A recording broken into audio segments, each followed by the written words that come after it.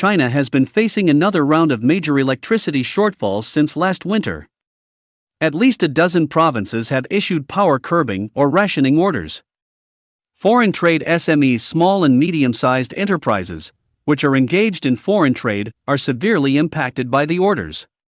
Textile dyeing and printing industries in China's eastern Zhejiang province are among the hardest hit in this new wave of power shortage. The local authorities of Shaoxing City, Zhejiang Province, ordered emergency power cuts on September 21, 2021, according to a local businessman.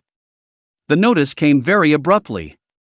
It came at 3 a.m., informing the 161 businesses on the list that steam supply would be cut from 6 a.m. and electricity would be cut from 8 a.m. Mr. Lin, pseudonym, owner of a dyeing business in Shaoxing, told the Chinese-language edition of the Epoch Times in an interview on September 23. These businesses are listed as energy-intensive businesses by the local authorities.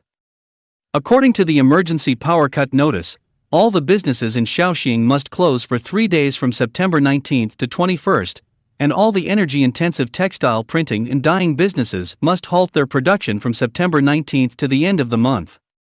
Lin said that the power cut delays their delivery and results in serious consequences to the local businesses.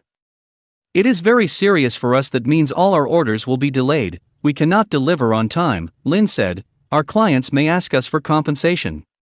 He said that the sudden power cut hit foreign trade businesses really hard. Some business owners went to the local government for help, which was just useless, Lin said. The printing and dyeing industries in Shaoxing account for about 1/3 of the production capacity in China and will have an impact on the global printing and dyeing markets, according to a report of RFA, Radio Free Asia, in September. In Guangdong Province, China's major manufacturing hub, local governments adopt power rationing policies and fine enterprises that don't follow them. Mr. Bai, pseudonym, the owner of a socks company in Foshan City, Guangdong Province, said in the interview with the Chinese-language edition of the Epoch Times on September 23 that power curbing is becoming more severe. At first we were allowed production for 5 days in the week, but now the local authorities only allow us 2 days, Mr. Bai said.